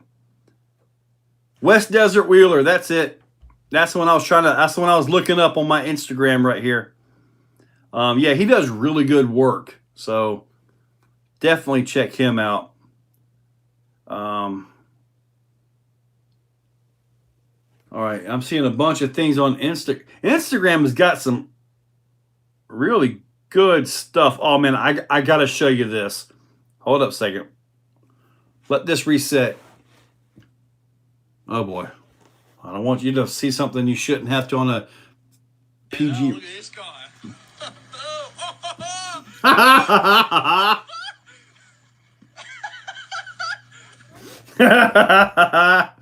I've done that before. But regardless of all that, RC Guy Garage, Earl Moorhead, yep. I know I've met Greg at Armageddon, and great dude, man. Good dude. The one issue that I have been seeing, and I haven't seen it on the FureTech ones yet, but like when you really get on it with the Groms, they're breaking the motor shaft off. Local guy, John, actually busted his Castle, the motor shaft. It's like a 2.3 millimeter. So they're not really taking all that abuse, really. Is there such a thing as too much overdrive? Yeah. I had like 200% on my Reefs transmission video. That's a little bit too much. Typically speaking, 40% is about where you want to be. It still drags the back, but it's not an incredible amount. I think for trail usage, probably 0 for efficiency. But 40% seems to be about where it's at. I know some people run like 50% and all that. But it's when you're in tight competition where there's a lot of turn. you know. That's where you really need that. Do RC is good, yes. RC driver is local. Oh, man, so Greg is local to you? Oh, I met Mark Santa Maria at Armageddon as well. That's a cool dude, too. I got to talk with Kamikaze RC for a few seconds. That was pretty awesome. That guy's got really good skills at driving, man. Really good skills. What's the Ascent Fusion greatest weakness?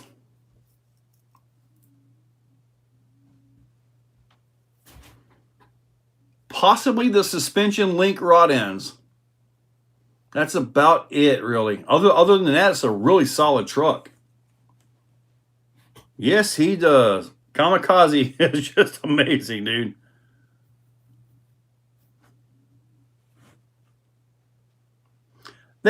Now, Bonita, they did get the front suspension geometry a little bit better on the recent one, on the Ascent, but you can still kind of tell it's off a little bit. But it's better than the Gen 8 and Gen 9, that's for sure. Then if you want to drive like Kamikaze, find yourself some swimming pools, get yourself about 3 trucks and a bucket load of parts to fix them. I do have body mounts for the Gorgon, yes. And the body mounts are meant for the stage killer body, but I think others are putting all kinds of bodies on them. And I'm going to have body mounts for the Fury as well. When I go get this nylon, as soon as I finish off of this, I've got another video I got to finish. Got a real quick edit on that. Got to get the outro, I think. Then I'll be able to go back to there, and I'm going to start working on some nylon stuff. I'm really interested in the nylon. I know like the PLA I use is good for some things as long as there's enough room for a lot of beef in there. The TPU, that works, but sometimes it's a little bit too bendy. So the nylon, if I can master that, I think it'll be good. And I've got some Ender 3 KEs, which are the higher end Ender 3s, and they're actually pretty good. And I was looking at the Bamboo Labs, but geez, $600? I don't know about that one. And I'm sure if it's something where if I get one, it'll be like, how could I afford not to have more of them? Kind of one of those things, you know, like you get what you pay for. Don't be afraid to break them. That's a fact. Have I tried Endura silicone inserts? Yes, I have.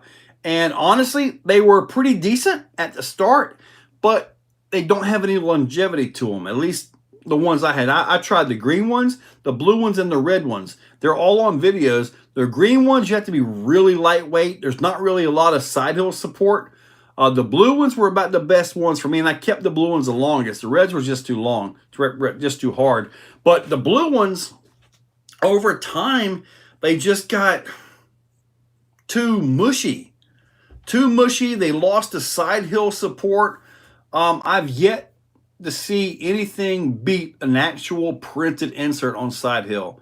And I've had printed inserts from all kinds of different companies, manufacturers, people, and all that.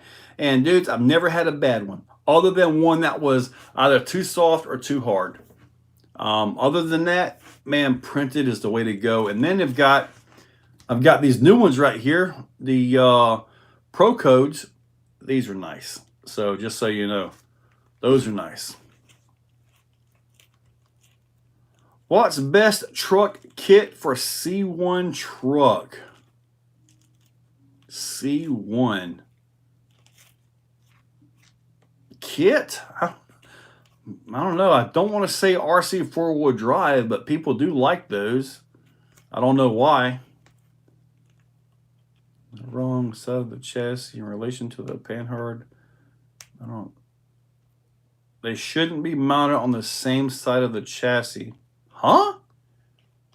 No. Drag link goes this way. The panhard has to go this way as well. You're going to end up with this.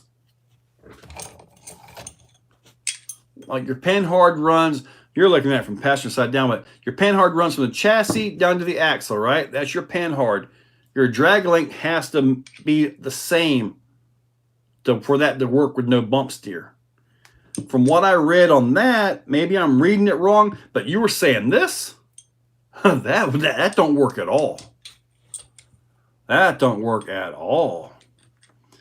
I know as far as at the same side of the chassis, if you're talking about the inside or outside, what they'll do is if the drag link is, say, this long right here, but you only have a certain amount of room to get your steering link, what they'll do is they'll mount all that further over. So they're still in the same arc. It's all about the arc, the suspension arc travel. So long as this panhard matches the drag link, you should have zero bump steer. The one thing about that is, and which is why I love servo on axle, I really do, is that even if you have this perfect, there's still an input on the chassis. And that can cause the chassis to torque a little bit this or torque a little bit that way. So that's why I really like servo on axle. I really do. I mean, maybe I just read your comment wrong, but I read that like you were talking about this is the way to go. And that is absolutely not the way to go. I mean, that is the farthest from the way to go. I'm sure you guys will be commenting and going further. I'm not seeing your messages yet. I see you guys are hitting the hearts. Let me see if I can get a couple. Look at that. I got the hundreds. Smiley faces. Are y'all seeing the smiley faces and stuff I'm putting up? I see the smiley faces you guys are giving. I see the hearts. I think the Valkyrie could be used for stunts or no. Yeah, buddy. The Valkyrie, the 4S Outcast. Dude, I really like that truck. I do like the 4S Outcast. I really do. But the Valkyrie is just, it's a lot lower cost and it's a lot of fun. That is an LMT. That is a TLR LMT over there, the chassis. Eventually, I'll put the motor and electronics in it. Eventually. So let me see. All right. I am waiting to see comments. We got about 13 minutes to go. And we're going to finish this up, and I'm going to go get that nylon. Well, first I'm going to stand up there and do my routine. Stand-up routine for my 2S Fury. Do you guys want to see the Fury again really quick? $150 difference, man. If $150 is not an issue, go with the Arma. Put it that way. If $150 is not an issue, go with the Arma. Now, I will say this. Between the Fury, which is what I've got here, and the Vortex, I prefer this one currently, just because it outhandles the Vortex. Now, once I get the Vortex tuned with the proper motor power, that may change. But right now, this right here is just amazing. Absolutely awesome. I think I'm going to have to get more of them censored systems. Man, that censored system, that smart stuff with that IXSR radio, man, that is really nice, man. You can sit there, you can do a full race with it, then look at the radio and look at each individual cell on the battery. You can look at how many milliamps was used, how many milliamps are left. It is absolutely awesome to see. It really is. The toughest brushless basher right out of the box.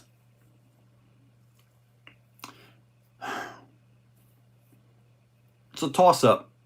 It's a toss-up between the Traxxas Max and the Valkyrie by Red Cat. The 4S Outcast, I think, is right there. I just think you'll have more of a broken arm issue with the 4S Outcast than what you will have with the Valkyrie. So, but Any of those three are winners in my opinion. If money's a factor, then it's going to be the Valkyrie. If money's not a factor, then you can go for the Max. I think the 4S Outcast is a really responsive and fun vehicle. It was way more fun than I expected. It really was. The air control was nice, everything. So, pretty nice system, actually. I don't think you can go wrong with any of them. Have I had a bubble or a dot popping up on the Raceware app on the IXSR? I have not. A bubble or a dot popping up. As in physically, or just something on the screen like a pixel out or something? I haven't had that. The only issue I did have with it when I was racing was the little JST plug somehow lost contact, and I had to take that radio out of that low-C truggy and put a GT5 in it to finish the race. And I love the GT5 radios, but I do got to tell you, it felt like a downgrade. But you're talking $700 radio versus $70 radio. It should feel like a downgrade, right? But I do like the GT5s. Man, that IXSR is just a beautiful radio, but I've not had what you're talking about there. I have had the battery go dead from just sitting there. I have had that. I had to take it out and actually bring that battery up. I did have that happen. Whatever the stock SCX24 is, I don't know. Probably till it's not. I mean, the steering link, the steering link has to be parallel to the panhard when the front upper needs to be on passenger side, looking up the axle. Well, as long as the arcs are the same, they're pretty good. I didn't notice very much, like when you take the vehicle, put it upside down, I didn't know. It might have been a degree, a very little bit of bump steer on that. But the thing is, when you're driving, and I will tell you this about that truck, the stock links are actually not very tight. They do kind of get loose quick as well. So those could possibly be having a little bit of an issue like what you're talking about as well, as far as slop on those. And I did notice, like, even out of the box, there's a little bit of slop in there. So, yeah, I must have read your comment wrong there. It's be parallel to the panhard when the front upper, at least the passenger side looking up. Yeah, they're supposed to be parallel all throughout the entire range, whether it's like this or like this. Let me see if I can do this right here. Like this right here, and then like that. They're supposed to be parallel. They're supposed to be the same length and parallel throughout the entire travel to be perfect by geometry and stuff. But still, you're going to have a height difference, and that height difference is where you're going to get the chassis input. That's the one thing I have that I don't really care about for chassis mounted servos. On my SCX6, by the way, that servo on axle for that was amazing. Love that setup. Granted, it's a little bit on the expensive side, but what's not expensive when you start talking? I probably have more Vidavon stuff just personally than probably anybody in the country. Possibly, I'm probably second in Vidavon ownership, parts and pieces on vehicles. I'm probably only second to Arthur himself. I've got a lot of Vidavon stuff. A lot. Oh man, I could probably pay off my car with what I've got in Vidavon. I probably still owe like $35,000 on that. I don't know. It's so much. And I just lost connection again, I guess. Supposed to have top of the line internet here.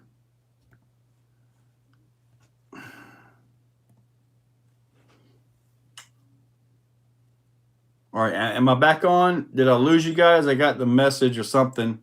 It's supposed to be the top of the line internet here now.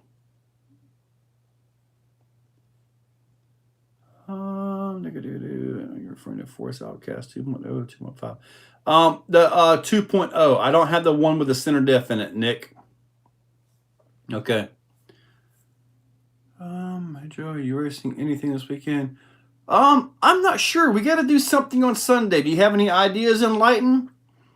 Tell you what, Enlighten, what would you like to race? I'll let you set the race up for Sunday. Message me, let me know what you want to race, and I'll set up an event.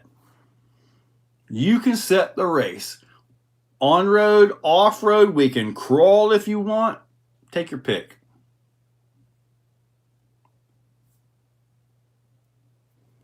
Well, I haven't done any firmware updates on my radio, and it's currently in the other room because I kind of keep it on the charger now. But I will turn it on. I mean, it is logged into my Wi-Fi when I turn it on, so if there's a firmware update, then I'm assuming it'll pop up for me. I haven't turned the radio on in possibly 3 weeks. What servo and horn did I use for my Max? In my Max, I used the Vidavon servo adapter. And I used a Raw 500 by Reefs. And the servo horn, I believe I used the one by Vidavon, but the a UDR metal horn is the next best thing. Clayton, you got a lot of catching up to do. Winter Series warm-up is actually next month. I got to post up the dates on that. I had to go through all my schedule because October is going to be packed. We got Halloween Haul and Crawl. I got to get with RC Addicts and see if I still got to go to Pennsylvania for his grand opening, if it's still happening. So I got to see about that. And then we're going to have a Winter Series. I think the 27th of next month, we're going to have another big truck race at Callahan. So yeah, October is going to be pretty packed. And Leighton. Off-road or crawling, depending on the rain. Let's look at the weather forecast and make the call, Enlighten. I can run either one. I would love to put that Losi up against you guys again to see if I can hang with you. Get sucked into Spectrum. You know, Benita, it took me forever to get into the Spectrum stuff.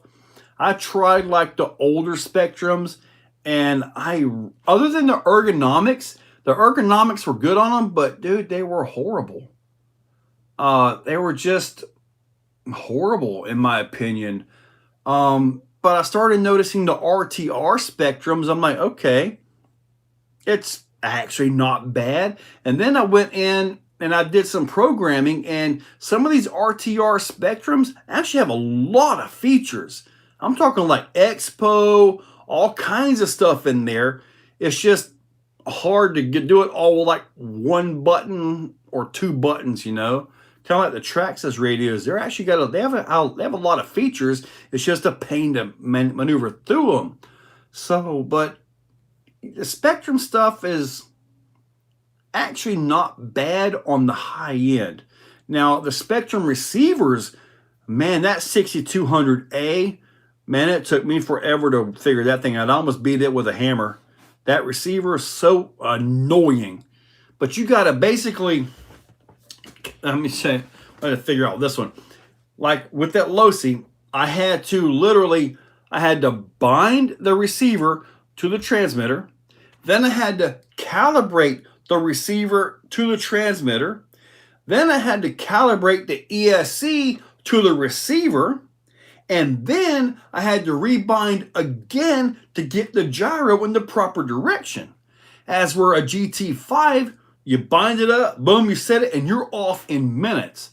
This thing took me a while to figure out, man. It was frustrating. It really was. I think I'm okay on the 6200s as far as getting them set up, because you plug them in and their gyro is the wrong direction. You got to go through the whole calibration process again, and now the gyro will go the other direction. It's way overcomplicated, especially once you get used to a GT5. So just my thoughts on that, the Spectrum stuff. But they are getting better. they really need to get their receivers to where they're more plug and play than the way they are. I mean, I guess that the way their receivers are set up is that they're more fine-tuned, more high-end than what the Fly Sky receivers are. But, I mean, unless you're really a high-end racer, none of that matters. You know, none of that's going to matter unless you're really, really good and high-end. You know, none of that matters. Okay, we've actually hit the 9 o'clock point here. My rift is getting there for Vidavon. 700 to go. Yeah, you'll always build crazy Vidavon rifts. Yep. They call them bubbles, and it means update needed. Usually, mine wouldn't let me into stuff. Really? Okay, so I'll have to go turn mine on and see if I get the update bubble. You're talking about bubble. You're talking about the little it comes up and it's like a message bubble. Is that what we're talking about? When you said bubble, I'm thinking like the plastic is bubbling up or an air pocket under a sticker or something. Okay, I got what you're saying. Now I have to turn mine on. What is better, Vidavon or M2C? Buddy, they are both top of the line. You can't go wrong with either one. M2C is right here in South Carolina, though. So if you really want to stay more American, M2C is the way to go. Absolutely. If M2C doesn't have it, then go Vidavon. You cannot go wrong with either one of them companies. Really good companies. Feel like getting rid of your DX6 Rugged yet? I kind of don't even have a use for it with the IXSR. I don't really, maybe. My Magmas finally came in and got 2 of 4. Those Magmas are so heavy. You get them for the X-Max, good for backflips. Arma is not consistent in the models like Trax and discontinue models frequently. For example, the Arma Boost, Arma Mega Infraction. I don't know about parts. I don't have those vehicles. The thing about Traxxas being consistent is they haven't changed anything in 100 years. As where Arma and all that, they progress with newer, supposedly better models. I can tell you right now, these are amazing. That's the Fury and the Vortex. They're amazing vehicles. C, I would not run the 299 LP in the Ecto. Okay, the reason is, in my opinion, the 299 LP is more of a race servo, a little bit faster servo. For the Ecto, with the F10 portals, I would run at minimum a raw 500. At minimum a raw 500, if not the raw 800. There's a 900, I believe it's direct power 4S. That's a mean servo to get right there. But I would not put a 299 in the Ecto F10 portals. We run those servos in our e-buggies and race vehicles. So just, yeah, I would not go that route.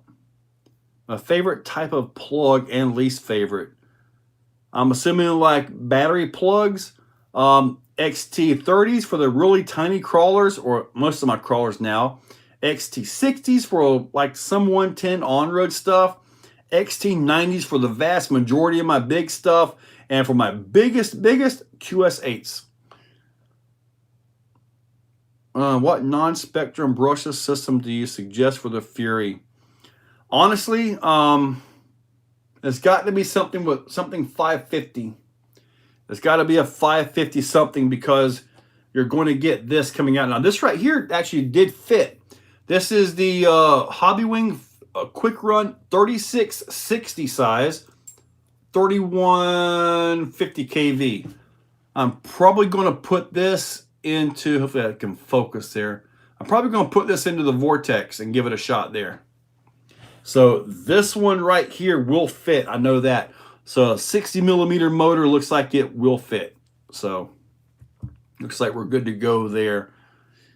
Check the receivers and transmitters, just so easy to use.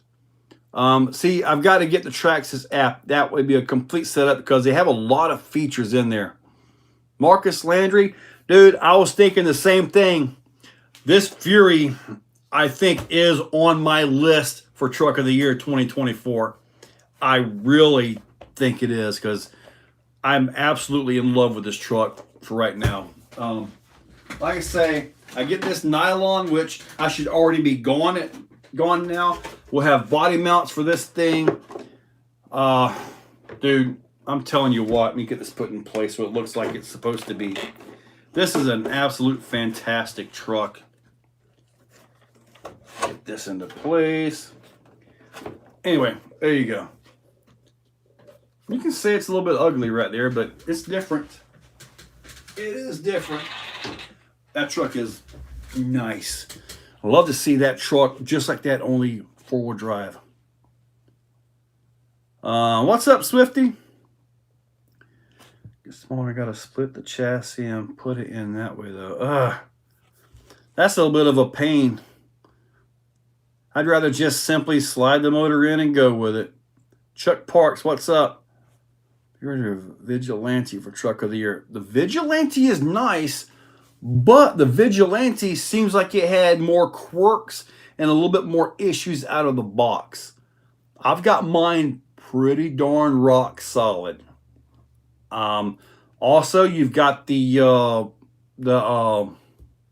Valkyrie series trucks. Those are seriously good, tough trucks as well.